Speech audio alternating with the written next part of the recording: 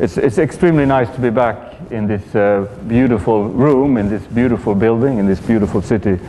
And I have followed the development of the European University since almost the very beginning, and I have been, very impressed by the quality of students and all the activities that go on here. So it's very, very nice to be back. So what I'm going to talk about, and thank you for your generous introduction. So what I'm going to talk about is this report. There are some copies here later for you if you want. It's a joint work between Russian researchers and international researchers and colleagues of mine at the EBRD. And it's been going on for about a year and a half. The purpose was to sort of take a sort of global grip on the issue of diversification. And I will try to convince you that even though diversification has been sort of talked about a lot in this country, even going back into Soviet times, even Brezhnev talked about the need for diversification in Russia. Unfortunately, not much has happened, and what we're going to try to do is to indicate some. Is this connected, or is this your? No. Yeah, okay. I thought it was no. I will be recorded. It's very good. Thank you. So this issue of diversification is one that is going to be with Russia for many years to come. And what we have tried to do is to look at the various components of a policy that could try to help Russia get out of its very strong dependence on natural resources. So here is just a share of oil and gas in selected economic indicators. You see this is on exports in 97 and in 2011. If you look at value of oil at international prices, percentage of GDP, and if you look at it in terms of revenues in the federal budget, and you can see in all those three dimensions the significance of oil has. And of course this is in value terms, but even when you do look at in real terms, so take into account that some of this is driven by the oil price, you can see that still when you look at it in real terms, minerals, chemicals dominate, and if you include metals too, you see that it's very dominant in exports for Russia. I don't think this surprises you, but what I will try to do is to ask the question, why is there so little diversification, and what policies can we try to implement? And we're using a whole range of new available data. Perhaps the most important set is the BEEPS. I don't know if you're familiar with the BEEPS. It's a business environment survey. We go to managers in Russia, or now in the rest of Europe as well, and actually thanks to collaboration with the World Bank, we do this globally, so you can look at Russia in how it compares to other countries. But what we do for the first time now, this year, is that we have data also at the regional level. So we have representative data for 37 regions in Russia, and that's the first time we have that data. So it's looking at how do managers perceive the business environment in the different regions in Russia.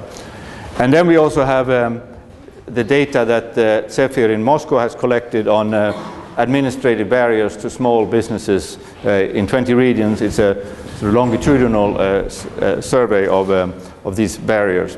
And finally, there is a household survey. It's a sort of combined household survey and attitudinal survey called Life in Transition. Some of you may have come across it. It was one of the first things that I had the pleasure of doing when I came to my current job, was to try to get a sense of what has happened to perceptions as a result of transition. How is the interplay between these perceptions and policies and economic behavior of agents? And finally, as I said, this is a collaboration with a number of Russian researchers, most of whom you would know the name of. So there are a number of reasons why you want to diversify, because if you become too dependent on anything, but particularly on natural resources, the volatility will hurt you. So you don't want to have all these fluctuations driven by price volatility, and that's an important reason for why you want to diversify. You want to broaden the skill base. So at the moment, a lot of focus is on building skills around these natural resources. You have very good universities tied to the gas and oil sector, for example, and you want to spread that skill base more broadly.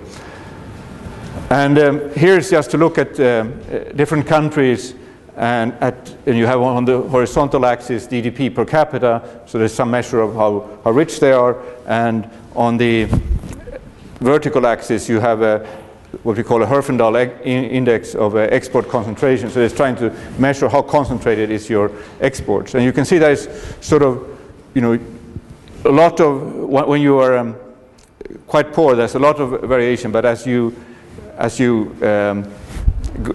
grow, you become as you grow richer, you become less concentrated, and then there are a few exceptions in these very rich countries that have very little but oil or natural resources. But there is also a very important reason to diversify. It's because it will help you broaden and diversify and improve your institutions. So I'm thinking here about things that have to do with competition, with corporate governance, and all those issues that are strongly connected to the diversification. But maybe most importantly, when you look at Russia and Russia's future, you think of Russia's future as being the abundance of oil and gas. But actually, when you look at it, it's not like that. First of all, a lot of what you need to discover or need to explore and produce is no longer very easy to get at. And here is just the value of produced oil per capita. You see that Russia actually does not have that much oil at the moment, and it's a question of how long will it be able to sustain its growth using oil and gas. And so you can think of course, diversification at the national level. You can also think about it at the regional level. It's probably not an objective for each region to become diversified, but you want different regions to build industries that on a national scale creates diversification. And we're trying to measure the we try to estimate the regional specialization, and it turns out that has changed very little over the last 8 or 9 years. And when we look at this, actually more specialized regions tend to grow faster. So, but as I said, the economy can become diversified even if regions specialize. But what is clear is for Russia's economy to really diversify, many regions will have to develop new capabilities. Capabilities being here particularly around the skills and availability of technology. So here is an index of employment concentration in 2002, and if you so the darker here, the less concentrated, and if you go back and forth, here's 2010, you see there's very little change. So sorry. So if here's 2002, here's 2010, you can hardly notice the change. So this is an issue of the employment concentration. So what we're going to argue is that diversification comes really through discovery. So it's the idea that there are many actors in the economy that tries to discover new production opportunities. And of course, these production opportunities and entrepreneurial opportunities, they don't come just like that. You have to look for them, and there's some costs associated with this. And so, of course, policies can help to make it easier to get into new industries, to provide research that's available more generally, that helps companies take in new ideas and entrepreneurs. Of course, funding is a big issue. If you can if you can get funding more easily, that's a good thing. And here, policies can help, but policies can also impede. And I will come back to that. Some policies may actually be counterproductive. A policy that sort of sets out to promote diversification or sets out to promote innovation could actually be detrimental because it undermines the natural process of discovery. What you clearly want to do is to promote entry and exit, and very importantly, exit of firms. So you want old firms that are no longer productive or competitive, you want them to be closed down. And you want to promote growth, allow small and medium-sized enterprises to become middle-sized and eventually large. So to do this, you need to improve the business environment both at national and regional levels. And the argument we're going to make is that the fact, when you look at Russia, there is huge diversity across regions. And that is something that can be exploited. That this is sort of suggesting that even though it's very hard, it seems, to move along some of these reforms at the national level, it seems still to be possible to do it at the regional level. So we try to see what kind of policies can regions implement and what kind of policies can the government implement to promote this kind of competition among regions and encourage regions to move ahead. So one very important thing is to widen the skill base. And here it's important to raise both the supply of skills but also the quality of skills. I mean, it's obvious to you as you are building your own skills that there are different skill levels, and people who are well trained will be very important for promoting innovation and diversification. But as I will speak about shortly,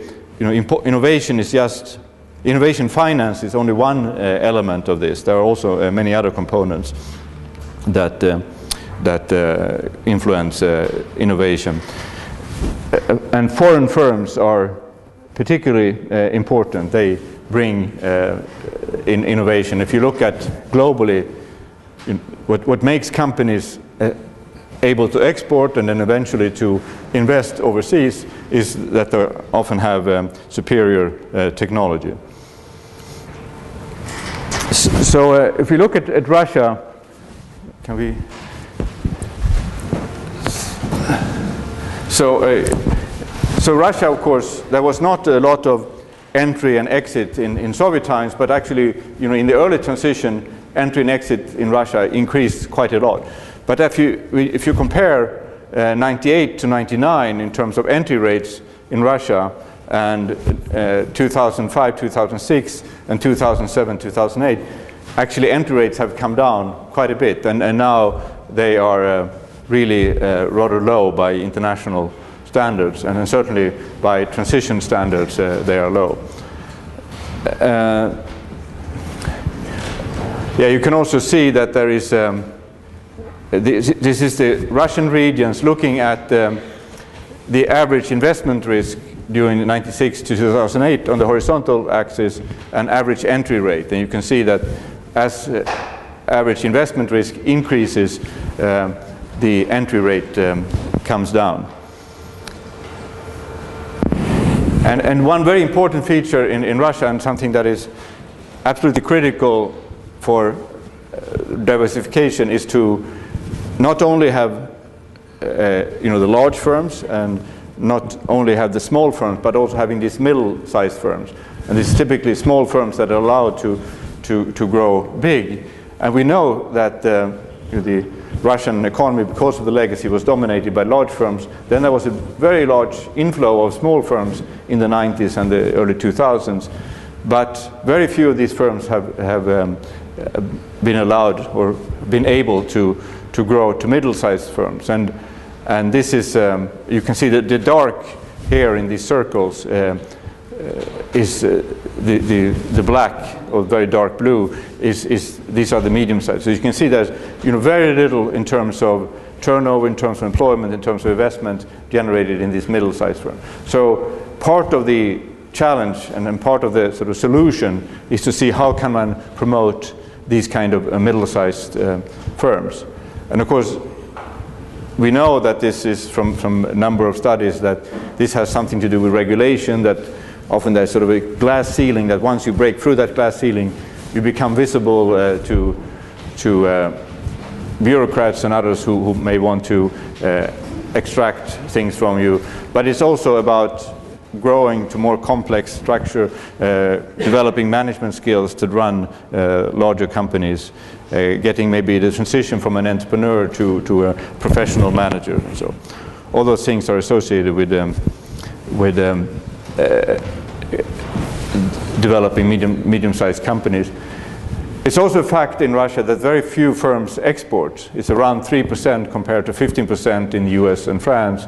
And I described the lower level of entry, but also the lower level of competition, particularly in high value-added sectors.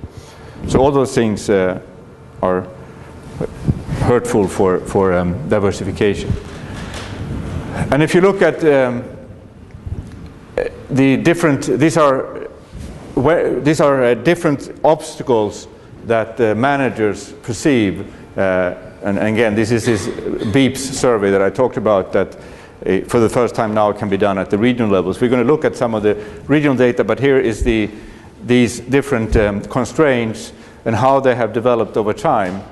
So, well, high tax rates is of course something that you go anywhere in the world, companies will tell you that the high tax rates is an issue.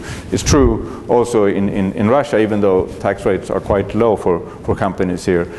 You can see it improved a lot when you have these early tax reforms, but then it has sort of stabilized. But if you look at some other things here, so political instability has decreased as an obstacle. Access to financings also have to decreased as an obstacle. Corruption is about the same. Tax administration very significantly increased. So it's not all dark, but it's still, these are very significant obstacles, it seems. Here's how they look in 2012, and again, tax rates, let's leave that aside, but you see corruption, access to skilled workers, and access to finance, and also political instability are the more serious obstacles that managers see.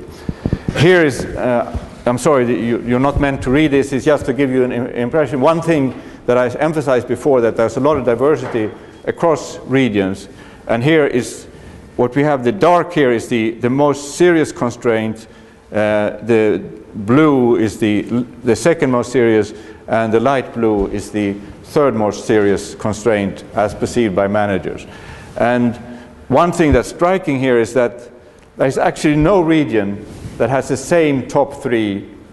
I don't think so, I looked at it quickly. It seems like there's no region that has the same three obstacles identified by managers. There's a lot of variation, suggesting that there's also a lot of room for improvement. But you can see that corruption, access to finance, workforce skills. So these, we order them in so the more you are to the left from your, where you are, the more severe is the constraints. So corruption, access to finance, workforce skills are the most serious ones.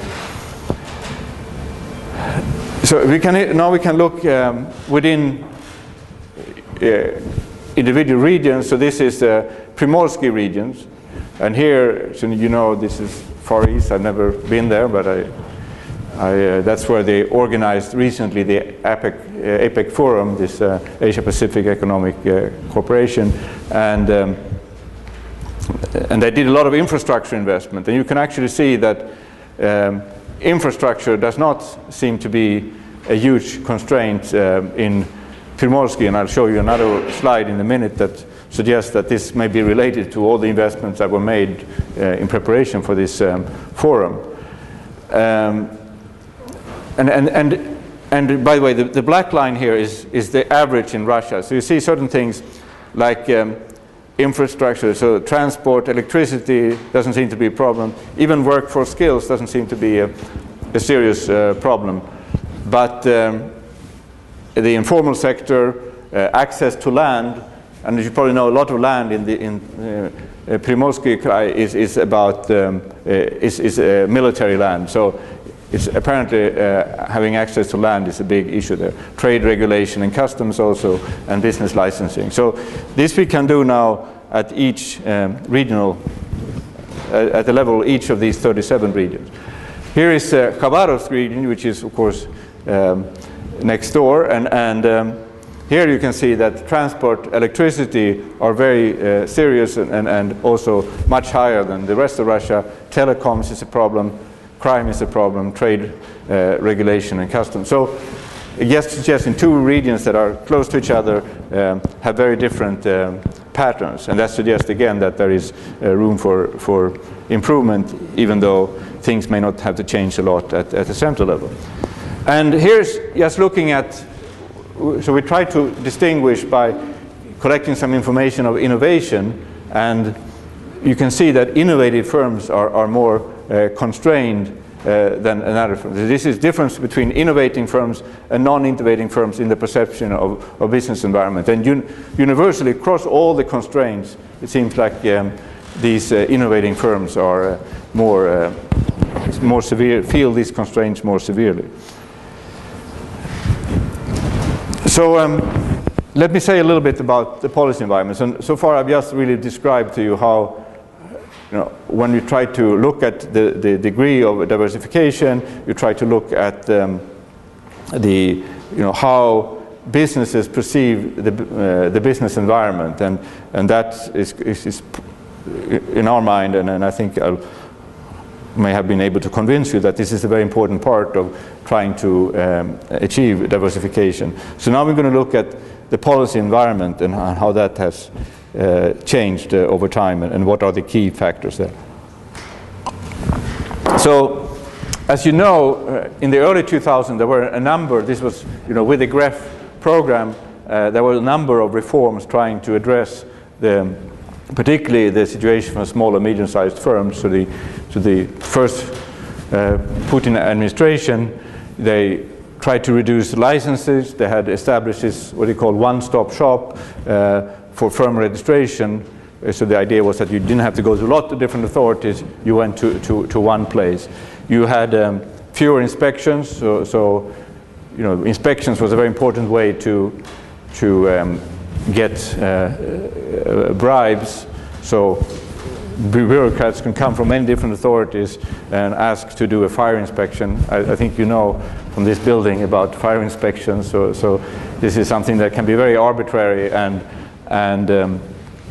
certainly many companies were suffering from this. In the early 2000s, they tried to do something about this. They also forced authorities to keep records of violations of these different codes that were established. But actually, and that's a lot of work, Ekaterina Zhuravskaya from New Economic School has looked at this over time, followed for I think altogether 10 years or so what happened. And you can see a lot of variation across regions in terms of the enforcement. And then she has done in a contribution, so that's underlying the report, looked at what explains this variation. Why is it that some regions were enforcing these new reforms and these new rules differently? And what she finds is that where there are better institutions, trying to, there are different ways of measuring this, but trying to look at to what extent is rule of law respected, to what extent do managers identify strong institutions. She finds that those regions, and the regions that were more transparent in terms of what they did, they had also better enforcement of these laws. So again, if you want to try to push this sort of regional agenda, trying to look at what was it that made certain regions more successful in enforcement than others, the clue may be in here. So when we summarize, and underneath this report there are a large number of background papers addressing different aspects of the business environment and different aspects of the broader policy environment. And the conclusion is from all these papers that there's really need for a very comprehensive reform of business environment, and you need to work on several constraints. You cannot just look at one constraint when you try to improve the conditions for firm growth. And enforcement, again, I described this variation across regions. We need better enforcement and more transparency of government. So e-government, all these initiatives that have been taken, we argue are very important and try to make sure that this happens also at the regional level. What seems to be very important, and it comes out in the BEEPS survey, is export barriers. So VAT, refunds, improving customs is still a very important area. And so what you should focus on differs from region to region. So what there is now, as you probably heard about, there are these roadmaps established at the federal level and by policy area, but what we argue is that these need to be supplemented now with similar roadmaps at the regional level. So these are descriptions of where should reforms go in this particular region, and who is responsible for what, and so on, and a timetable. Actually, we have been quite impressed with how the Ministry of Economic Development and the Agency for Strategic Initiatives have tried to work on these roadmaps at the national level, and we think that implementing this at the regional level will be a big step forward. So that was about the business environment. I'm going to now speak more about skills, and again, you know a lot about that, being in a very good university. This is, if you're going to try to diversify Russia, it's not really possible without changing the skill sets, and you need new skills, new capabilities, because existing skills have, to a large extent, been formed around the current existing industries, and when you need to move into new industries, you need new skills.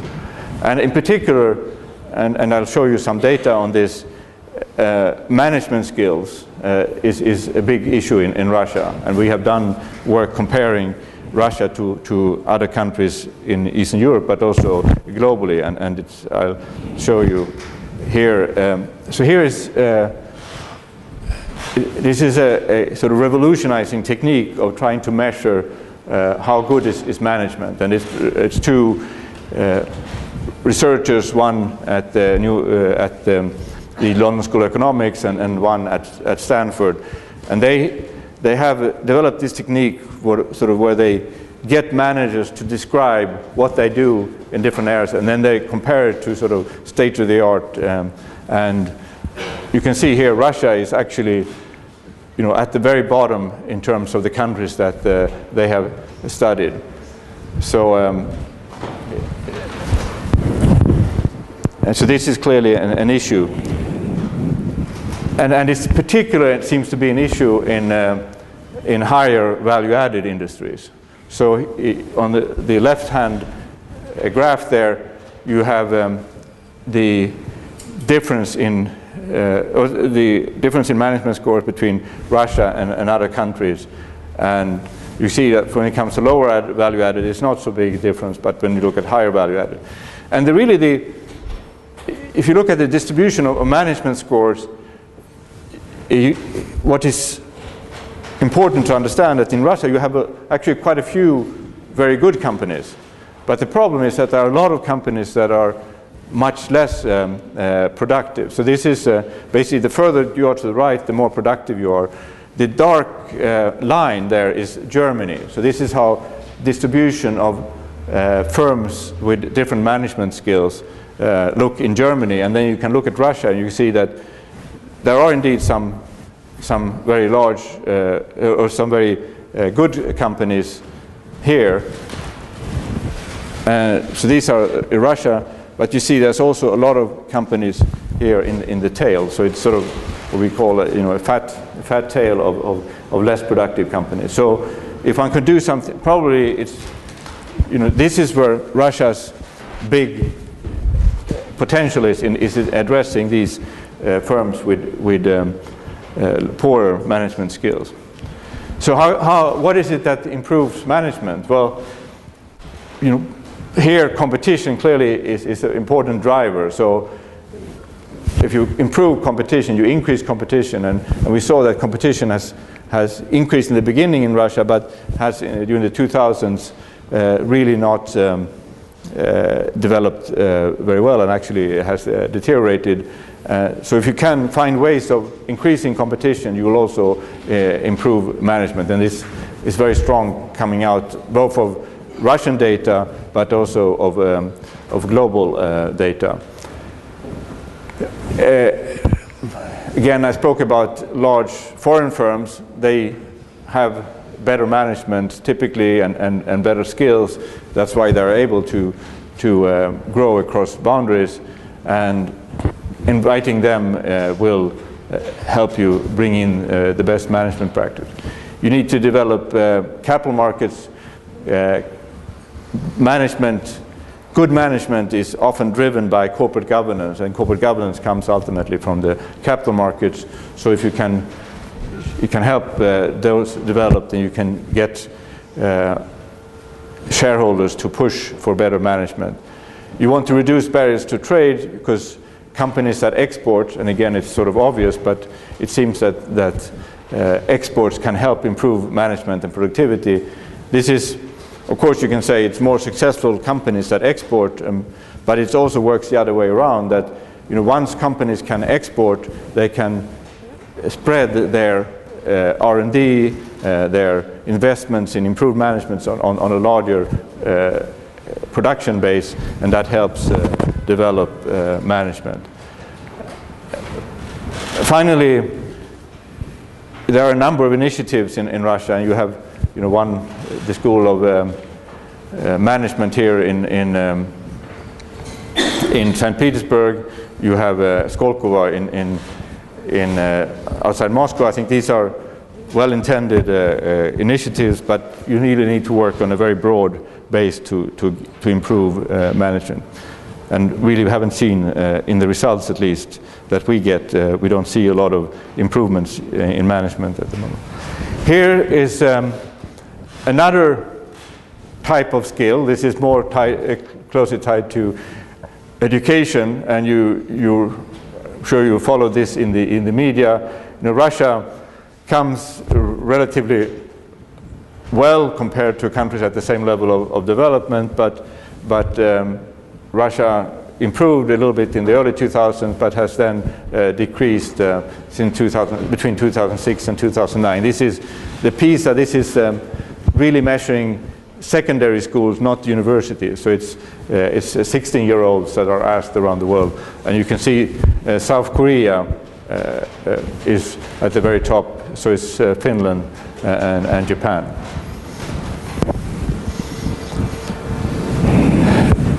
There's also, so it's not only about management skills and about sort of university skills and the level of skills, but it's also the match between skills and what you asked for. So a big problem was that, of course, Russia had a fantastic tradition in terms of many excellent high schools, excellent university, particularly in the sciences and in the mathematics and so on. But of course, some of that has, as you saw, not done so well.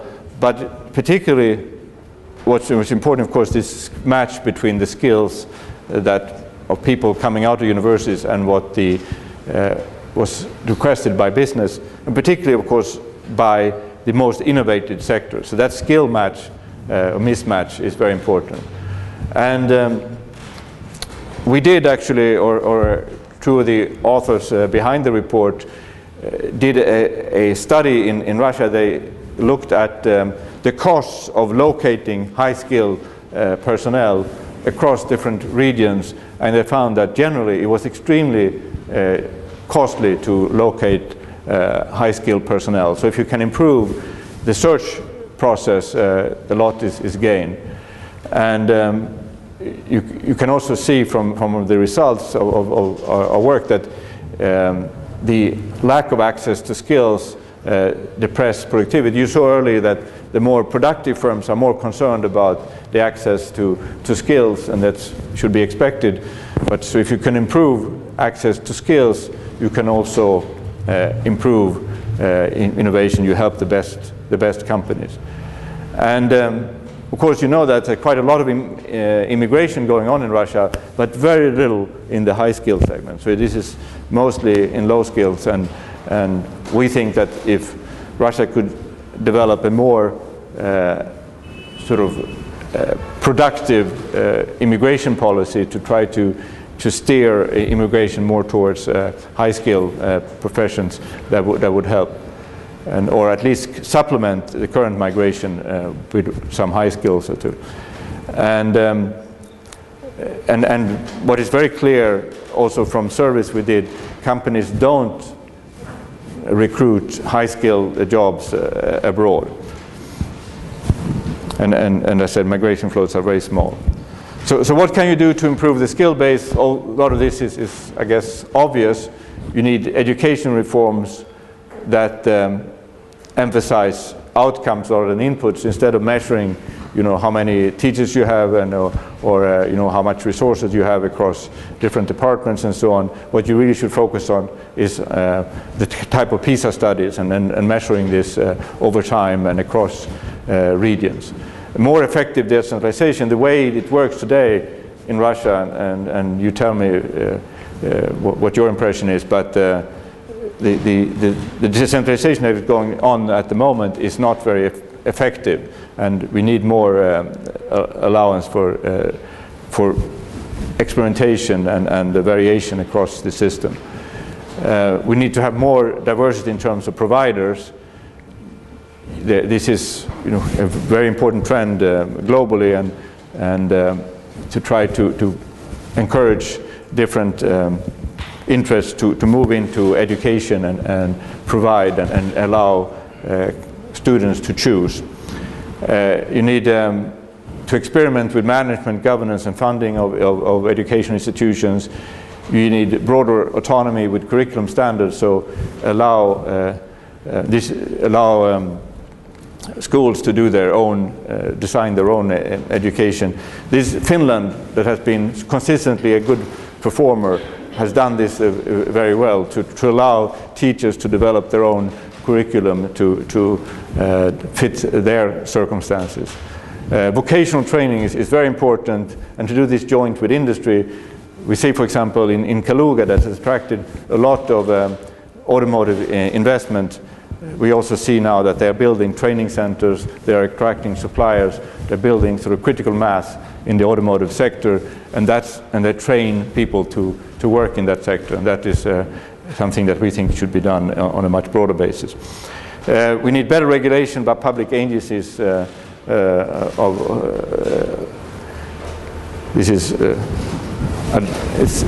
it's about getting better regulation by public agencies of educational institutions.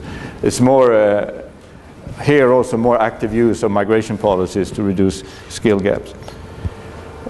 Let me finally say something about innovation. And so we looked at the management skills, we looked at education and those kind of skills, and we looked at sort of mismatch of skills between what's produced in universities and what companies need.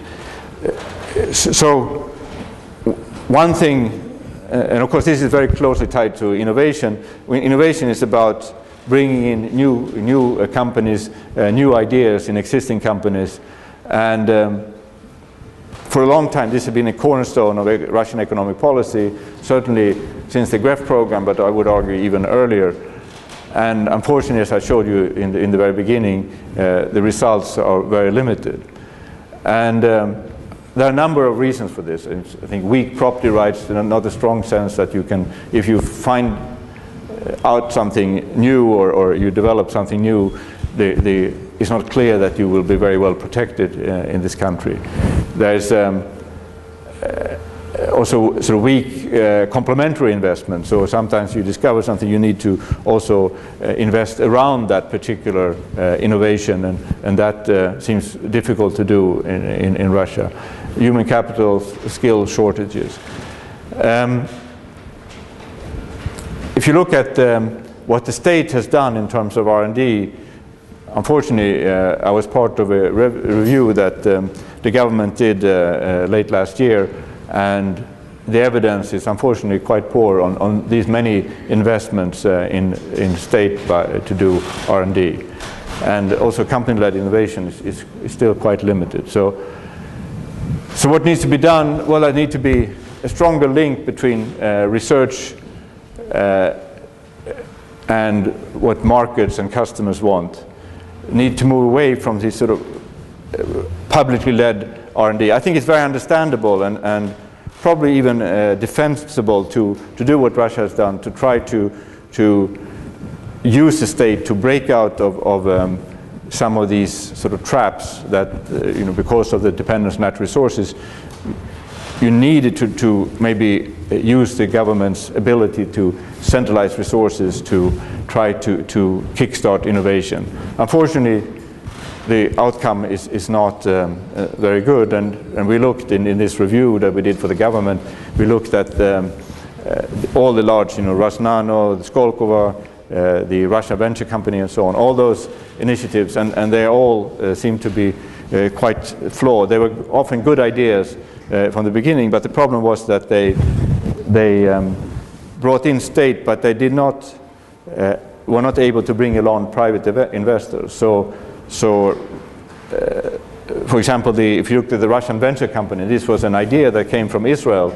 It had worked very well in Israel, so the Israeli government put a lot of money up in what they call a funds of funds. These are funds for funds that want to stimulate innovation. And over time in Israel, this was privatized, so sold off to private investors. Unfortunately, in Russia, only the first part happened, only the state money came in, and it's proven very difficult to bring in private investors, also, both at the funds, in the individual funds, but also at the level of the fund of fund. So I think there is here much more emphasis need to be put to bring in private sector into this. And support entry of foreign firms, again, important.